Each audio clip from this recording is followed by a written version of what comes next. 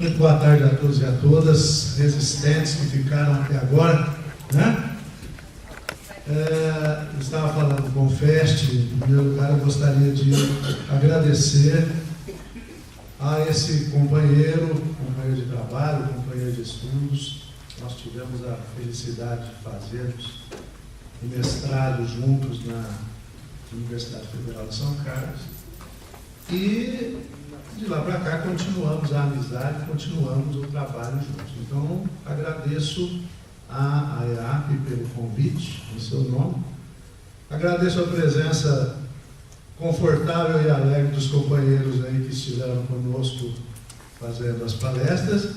E vou me despedir, porque eles já falaram tudo, né? Eu endosso tudo que eles falaram e a gente vai embora daqui para frente, né? Vamos para a mesa redonda. Mas, realmente o assunto é muito agradável, muito extenso, muito extenso. Eu acredito que este seminário, este ciclo de palestras, ele é, na verdade, um motor, né, que vai fazer com que a inércia seja vencida nesses estudos que demandam realmente tempo, que demandam uma qualidade de estudo e que é necessário. Nós temos hoje poucos profissionais que trabalham com isso no Brasil, né? Então, nós vamos nos apresentar antes de tudo. Eu sou engenheiro civil, né? E apesar de ser engenheiro civil, trabalhei com muitos arquitetos na minha vida. Eu fui gerente de engenharia da Shell aqui em Campinas e trabalhava com uma equipe de muitos arquitetos. Então, acho que a integração entre as profissões deverá ser cada vez maior e, por isso mesmo, parabenizo o CAL pela visão, né, que teve de realizar esta série de palestras em que a mistura de engenheiros e arquitetos novamente volta a ser uma boa mescla, né?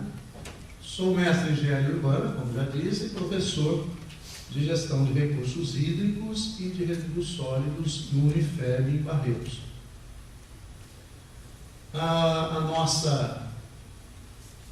Nosso tema é tecnologia para reuso do efluente de esgoto tratado e, como subtema, o aproveitamento de água de chuva. Vocês já sabem que eu não vou falar nada disso, né?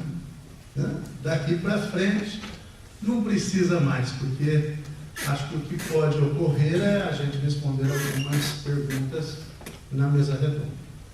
Mas o Mispa, que é um autor da Poli, né, um professor da Poli muito conhecido, ele define, acho que uma das melhores definições de reuso que a gente tem hoje é o uso de efluentes tratados para fins benéficos, tais como irrigação, uso industrial e fins urbanos não potáveis. Ainda, porque vai ter que ser. Como nós já vimos aqui, já observamos, nós teremos que avançar, nós teremos que caminhar para o uso potável. Porque, antigamente, existia um órgão do governo federal chamado SUDEP. Vocês que têm um RG mais baixo aqui do que a turma devem conhecer esse órgão. E a SUDEP tinha um lema, que era um adesivo que eles colocavam nos ranchos à beira-rio, dizendo o seguinte: peixe tem muito, cuidando tem sempre. E a mesma coisa acontece com a água. Se nós tivéssemos a ANA hoje com esse slogan, nós também teríamos que fazer com que o cuidado com a água fosse cada vez maior.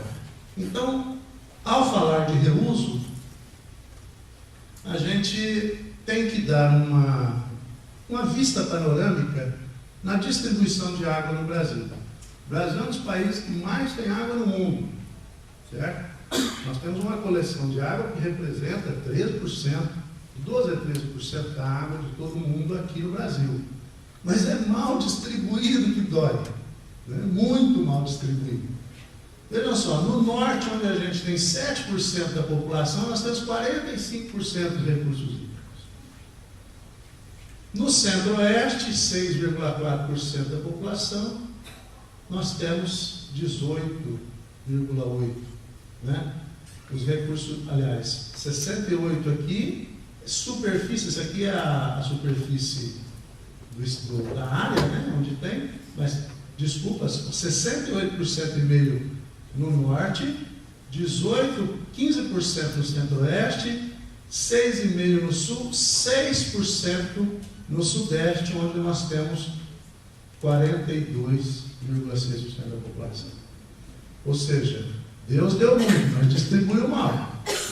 Certo? Cabe a gente fazer o nosso papel. E no Nordeste, né, onde nós temos a menor distribuição, a melhor coleção de recursos hídricos, nós temos uma população de 29% do país. O que isso significa?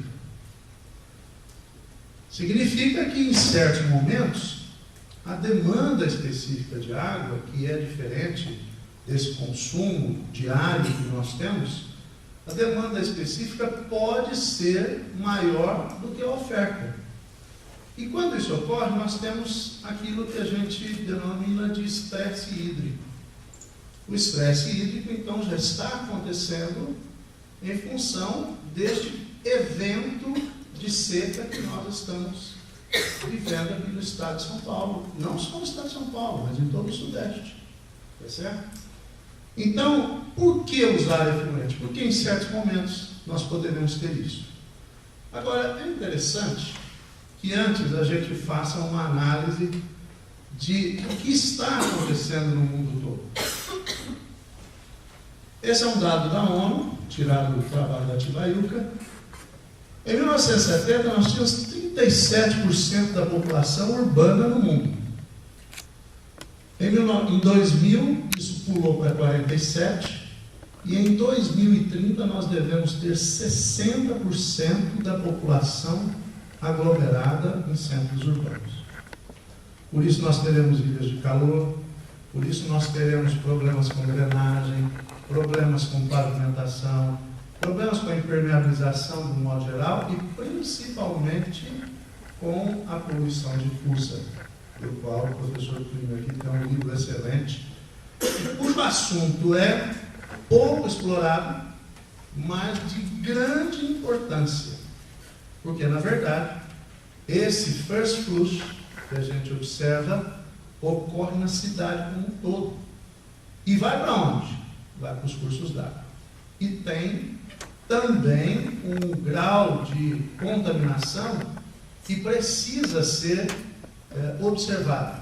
De modo que, se nós quisermos tratar todos os cursos d'água ao redor das grandes cidades, nós ainda contaremos com a poluição difusa, que deverá ser melhor estudada para que os tratamentos sejam adequadamente dimensionados. Né? Esse é um problema sério, muito sério. Por quê? Vejam só.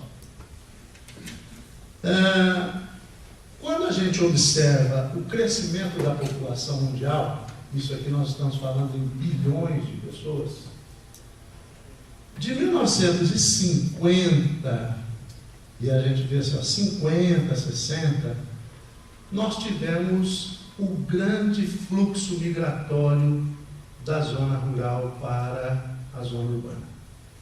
Então, a população urbana aumentou muito nesse período e vai aumentar até 2050.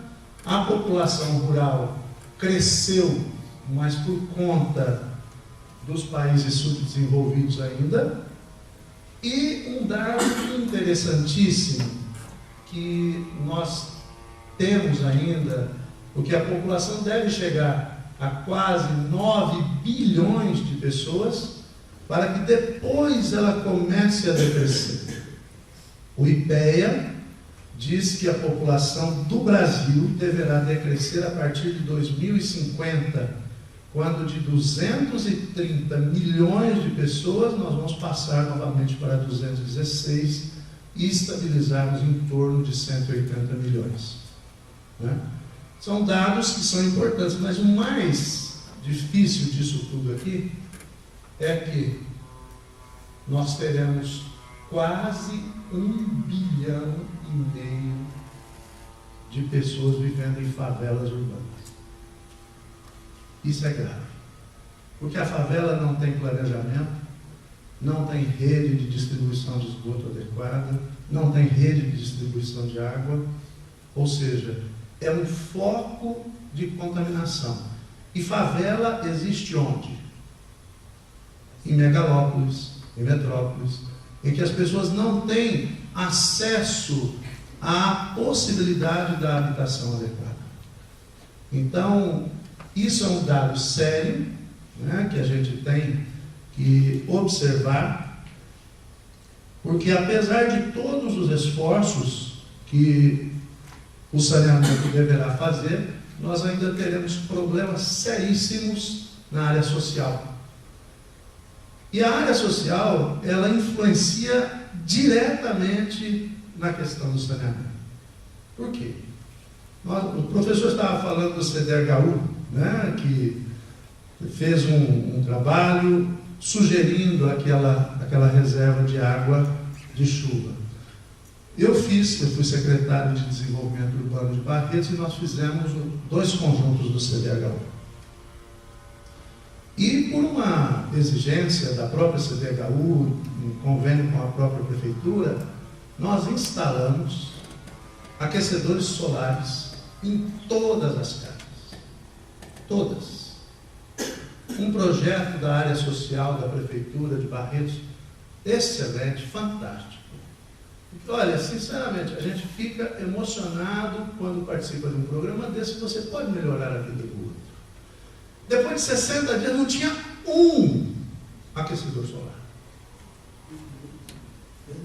Venderam. Vendeu o apartamento. E aí então a gente pergunta, mas como? Não tem mais aquecedor? Não, isso aí queimava as crianças. Né? Mas como que é? Não, mas não é. É que o grau de pobreza e de deseducação é tão grande que a pessoa não percebe o benefício que ela recebeu a longo prazo. E outra coisa, tudo que é muito barato, a pessoa não valoriza. Então, recebe uma casa que tem uma prestação, pasme, de R$29 mensais, com aquecedor solar, com um sistema hidráulico apropriado para isso. Entende? Né? Esse problema que nós tivemos aqui das favelas, este é um grande problema, mas grande mesmo. Olha só. Isso é em Nairobi, no Quênia. Mas eu tenho certeza que no Brasil a gente encontra alguma coisa parecida. Se eu não falasse que era Nairobi, vocês achariam que era do Rio de Janeiro, ou em São Paulo, em algum lugar, não é? Ah, mas por que você colocou, desculpa, por que você colocou resíduo sólido aqui ali? É a minha paixão, né? Aqui a gente cuida de água e de lixo, então isso naturalmente vai poluir por lixiviação, pela poluição por plástico, todos os recursos hídricos, toda a coleção de água próxima a essas favelas. Não vai sobrar nada limpo. Então, os esforços que nós temos que fazer são muito grandes, principalmente na área da educação ambiental. E a gente falar de usar o efluente, realmente vai ter que usar. Não tem jeito. De todos os que passaram aqui, ficou alguma dúvida de que a gente vai ter que usar o efluente? Não, não tem. Olha só. Segundo o professor de espanhol, hoje a metrópole de São Paulo gasta de 80 a 86 metros cúbicos de água por segundo. Vocês têm ideia do que são isso, gente? Em um segundo, encher 80 caixas d'água de 1.000 litros, só. Conta encher 80 caixas d'água de 1.000 litros. É muita água. Muita água. 70% dessa água é superficial. aliás, 70 metros cúbicos, tá? Em torno aí de 86%. E 10 metros cúbicos por segundo vem dos aquíferos. Agora, se nós não tivermos condições de recarregar os aquíferos, eles também estarão comprometidos. Na minha região, que é a região de Barretos, ali, Barretos é polo, depois vem São José do Rio Preto, Ribeirão, né? Então, o que acontece? O aquífero Guarani, em função da quantidade de poços que foram perfurados, já baixou mais de 30 metros. Agora imaginem a extensão da área do Guarani, na região ali do Bauru, né? 30 metros. Já baixou. E a gente continua usando, porque é uma água que é uma água limpa. Agora, se São Paulo faz isso, vamos fazer algumas contas bastante simples, muito simples, para a gente ver o que está acontecendo. Se nós temos uma demanda de 80 metros cúbicos por segundo, certo? 80% disso, em média, vira esgoto. Não vira? Nós temos, deixa eu tirar esse teimoso aqui, mas eu vou deixar até o... Nós temos em São Paulo 5 ETs, 5 locais de tratamento, que tratam 16 metros cúbicos por segundo. No Parque Novo Mundo, São Miguel, no ABC, Suzano e Barueri. Significa que sobram ainda, para serem lançados como esgoto bruto, 48 metros cúbicos por segundo. São lançados nos rios da região. Ora, 48 metros cúbicos por segundo é praticamente a metade da demanda. Ou seja, se fosse reutilizada, reusada, né, tratada e retornasse ao circuito, sem que tivesse que passar pelo ciclo hidrológico para chegar novamente até a gente, é condição para tratar metade da região metropolitana de São Paulo. É água demais. Tá certo? Então, alguém tem dúvida de que a gente vai ter que usar efluentes? Não. Isso é algo que realmente vai acontecer. Porque, na verdade, quando nós olhamos o sistema, e aqui foi falado que o sistema Cantareira foi projetado para os anos 60, né? Dos anos 60, o fim de plano deveria ser 40 anos, era para o ano 2000, ele já se esgotou, ele já entrou em estresse. E o que acontece? Ele já é insustentável. E quando a gente observa, faz a junção das duas coisas existentes ali, o crescimento da população, mais a aglomeração urbana que vai acontecer, nós temos uma bomba relógio, nós temos gente demais, demanda vai ter que trazer mais água e nós vamos sujar mais rios, porque cada vez que a gente não trata a água, a gente suja mais o rio, com pelo menos metade da demanda que a gente utiliza. Isso quando a gente tem as estações de tratamento. Então, juntando tudo isso, a análise que se faz de qualquer sistema de tratamento de água é o seguinte: ele é robusto, ou seja, ele tem capacidade de atendimento da população, mesmo ela crescendo deste modo? O que vocês acham?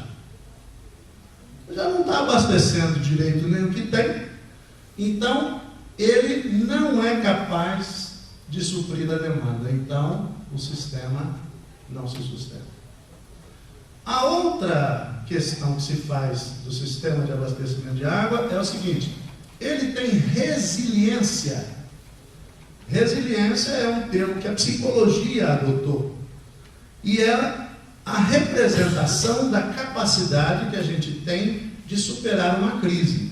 Mas a psicologia não inventou isso, ela pegou da resistência dos materiais, né?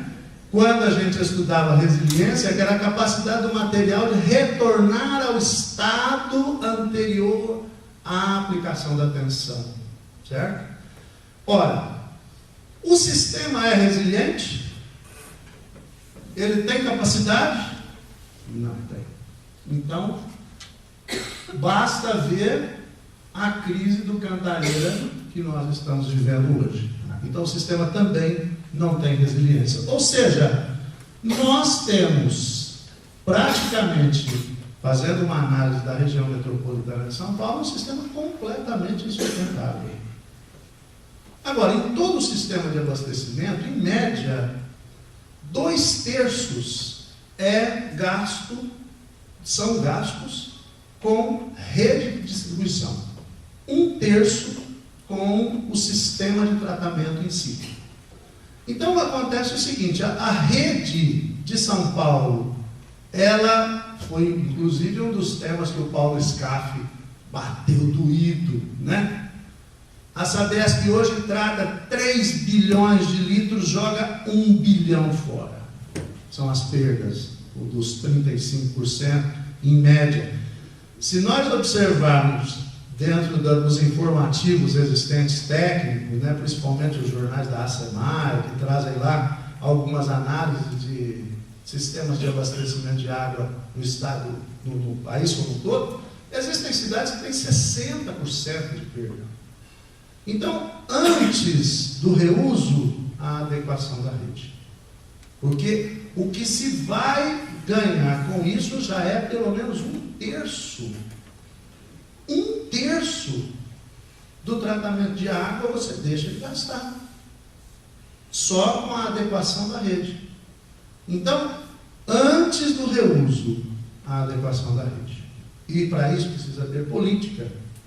Os planos municipais de saneamento básico, eles estão, nós estamos fazendo o plano de drenagem de Cuiabá, nós estamos fazendo o plano de drenagem de Guaraci, de General Salgado, de várias cidades, a nossa empresa, a Terra Nova, e nós estamos observando o seguinte, o horizonte que nós estamos lançando está acompanhando a Política Nacional dos Recursos Hídricos, que é de 20 anos, com um tratamento de 800 metros cúbicos, e beleza, esse meu prefeito vai ao debate e confundiu-se na hora de dizer que ele faria a nova estação de tratamento de água com captação no Rio Pardo. Pronto. No outro dia, os candidatos de oposição estavam entregando água suja em saquinhos para a população. Porque, tecnicamente, o Rio Pardo é classificado com classe 2.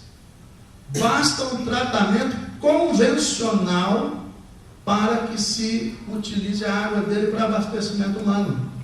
Mas o nome dele diz, ele é pardo.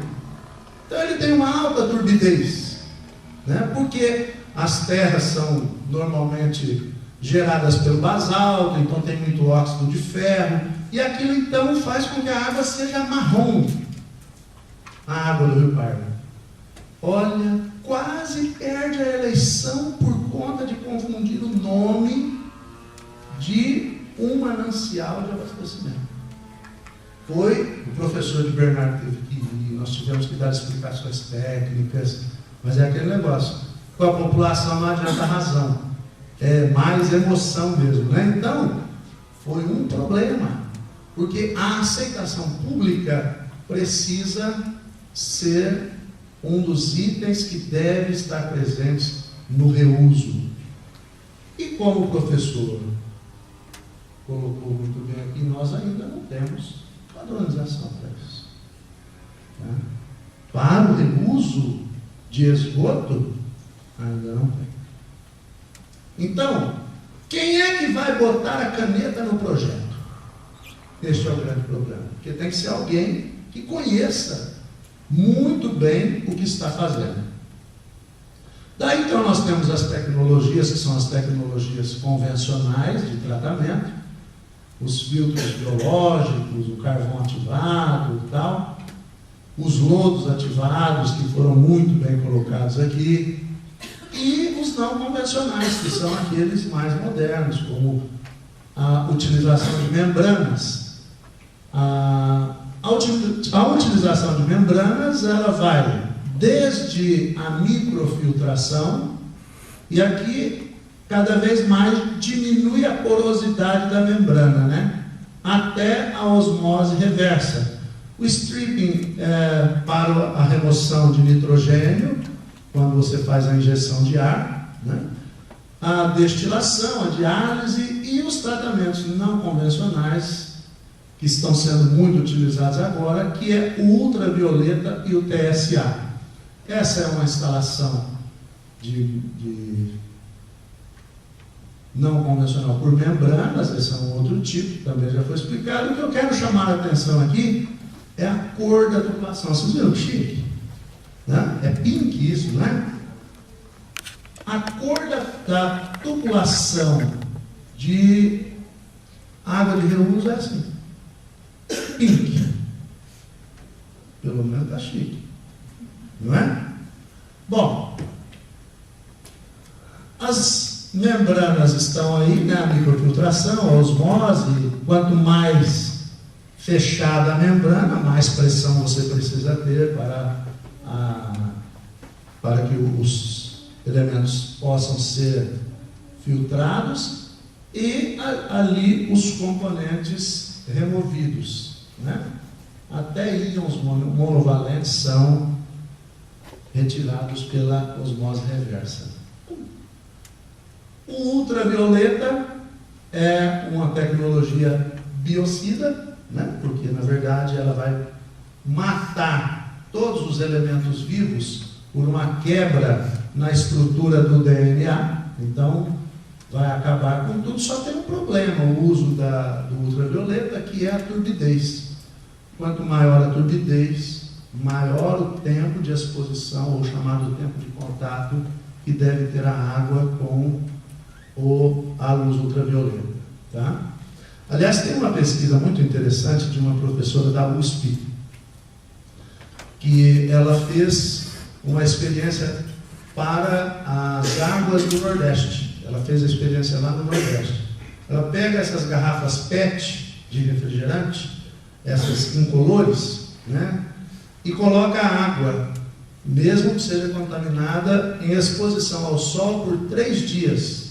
Não sobra um bichinho lá dentro, por conta da exposição aos raios naturais ultravioletas. Tá? Então, é uma possibilidade de tratamento da água depois de uma filtração simples, não precisa nem de cloração. Gostaria de falar um pouquinho sobre esse aspecto que acho que não foi abordado por nenhum em profundidade, né?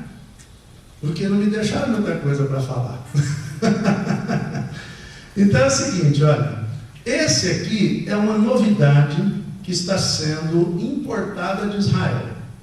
Na verdade, isso aqui veio de Israel, os Estados Unidos já estão fazendo, provavelmente a gente vai fazer logo também, porque os solos brasileiros são passíveis de serem utilizados para isso, que é o tratamento solo aquífero. Existe uma bacia de recarga, que é, na verdade, um piscinão. Esse piscinão não é impermeabilizado e ele recebe a água que já teve o tratamento primário, tá?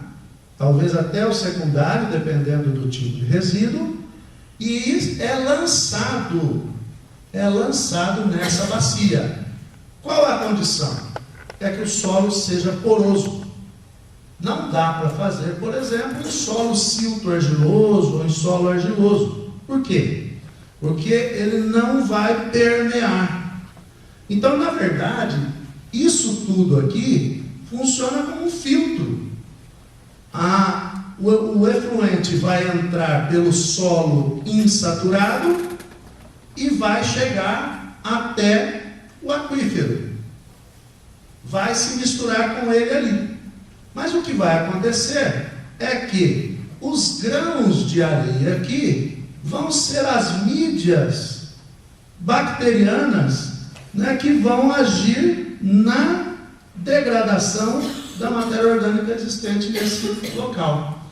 Daí então se faz alguns poços piezométricos para se observar a qualidade da água e poços de suprimento para as comunidades locais, que poderão novamente ser tratadas por uma cloração simples, por uma desinfecção simples. Muito interessante o sistema, porque na verdade ele é simples e barato e atinge grandes volumes, desde que você tenha áreas suficientes para que isso aconteça.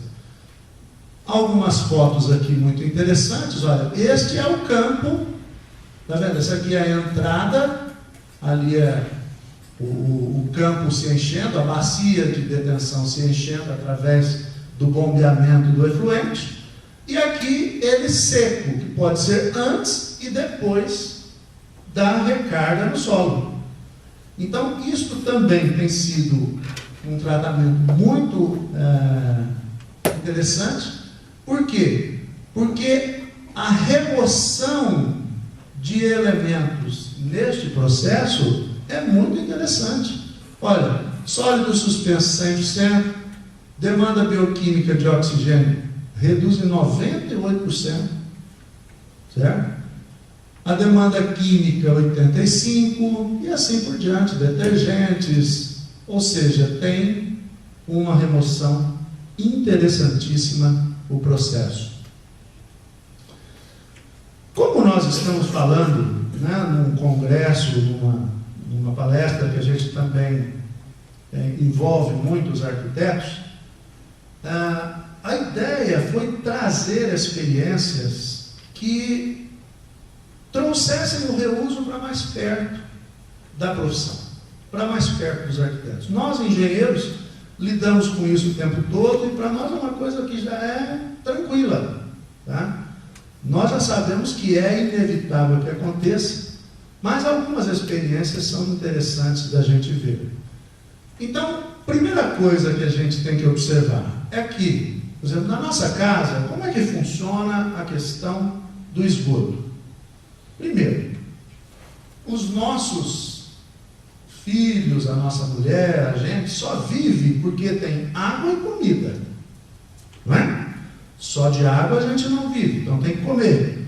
Quando a gente come, nós trazemos para o nosso organismo nitrogênio e fósforo, certo? Isto vai ser eliminado principalmente na bacia sanitária, onde nós vamos fazer com que o efluente ele tenha 90% do nosso nitrogênio, 75% do fósforo, 60% do potássio. O que é isso? É adubo. Qualquer fórmula de adubo tem nitrogênio, potássio e fósforo, não tem? Muito bem. 80% do volume da nossa casa não sai da bacia sanitária. 80% do volume sai do banheiro, da cozinha e da máquina de lavar. Isso significa que, se nós observarmos onde existe menos contaminação, nos 80%. Então, é uma situação mais favorável para o reuso. Significa, então, que isto aqui pode ir para a ET e da ET para o rio. Normalmente sobra lodo, que vai para o aterro e tal. Esse é o ciclo da água. Desde que, pelas teorias modernas, ela chegou ao planeta através de uma chuva de 20 milhões de anos, trazida em blocos de meteoros com sal e água. É a mesma, queiramos ou não, nós estamos, e deve haver alguma reposição de vez em quando, mas a água da formação inicial do planeta é a mesma água que a gente bebe hoje, reusada. Reusada por quem? Pela natureza. O ciclo hidrológico faz aquilo que nós estamos tentando acelerar, porque nós desestabilizamos o ciclo hidrológico. Portanto, aqui nós temos uma convenção para que a gente possa entender a questão do reuso na arquitetura. Primeiro, aqui tinha um vaso sanitário, não sei por que desapareceu no desenho ali, mas deve ser a questão da coloração da tela. Aqui, observe que ali tem um vaso sanitário, e este vaso sanitário gera uma água que é chamada de água marrom. E é marrom mesmo, né? Das nossas fezes, 50% é matéria orgânica, 50% é bactéria. Então, a natureza já nos incumbiu de fazer com que a gente já desse o próprio remédio para o experimento que a gente realiza. Ou seja, ao soltarmos a matéria orgânica, a gente já solta a bactéria para digeri-la. Então, interessantíssimo. Aqui vem a urina. Tá? A urina é, segundo os chineses, uma das coisas mais importantes que eles estão descobrindo. Passou recentemente na Globosat um programa chamado Urine Superpowers, ou seja, os superpoderes da urina. Então, os chineses bebem urina, né? Isso, segundo eles, é uma fonte de rejuvenescimento. Mas o que eu particularmente achei mais interessante foi o fato de que nós jogamos fora por dia pela urina, no mínimo 20 células-tronco, que poderiam ser utilizadas para a medicina realizar uma série de atividades sem precisar arrancar a célula-tronco da criatura, sem precisar desse debate todo com a Igreja Católica das células-tronco, dos fetos e tudo mais. 20 células-tronco por dia nós jogamos fora na urina, no mínimo. E a urina é a fonte principal do lançamento do nitrogênio do nosso organismo fora. Sabe o que eles fazem? Eles inventaram uma coisa mais interessantíssima. Numa escola chinesa, eles adaptaram no vaso sanitário um coletor de urina para os meninos. Jogavam essa urina num tanque e realizavam uma operação química que fazia com que o nitrogênio se transformasse em amônia agrícola. Todas as verduras da escola eram tratadas com a amônia agrícola, que é um fertilizante. E os meninos então faziam propaganda comendo maçãs, verduras, todas da amônia retirada da própria urina deles. Fantástico! Se vocês puderem assistir, chama Os Superpoderes da Urina. Excelente a discussão do reuso das coisas, né? Depois nós temos dos chuveiros, dos chuveiros e da cozinha, as chamadas águas cinzas, que são águas que a gente antigamente na engenharia sanitária chamava de águas servidas, né? Essas águas servidas, elas têm características muito interessantes. As águas azuis são as águas de chuva, que nós já falamos, e a água da rede pública, a água branca, né? Aquela água que vem limpa, pura e tudo mais. Vejam que interessante a faixa das águas cinzas comparadas com o esgoto. Eu esqueci de colocar a referência aqui, mas é do Ricardo Franci, o professor da Vitória, essa tabela. Olha a quantidade muito menor de coliformes termotolerantes e de Escherichia coli. Os sólidos suspensos, olha aqui, varia de 2 a 150, média 100, quando no esgoto nós temos de 100 a 500. A turbidez, e aqui do esgoto nem se compara, né? A DBO 520, né? Que é o ensaio de DBO, que é a demanda bioquímica de oxigênio, em miligramas por litro de 50 a 200, quando nós temos lá de 100 a 500. E aí vai, pH, quase a mesma coisa e tudo mais. Então, o que significa isso? É muito menos poluída do que o próprio esgoto. Tá? Então, não há norma brasileira para a questão do reuso. Não tem. A sugestão é que tem que normalizar. Aquela tabelinha que eu apresentei, eu peguei, a única referência que tem é do Sinuscom, mas não tem norma, não é uma norma oficial.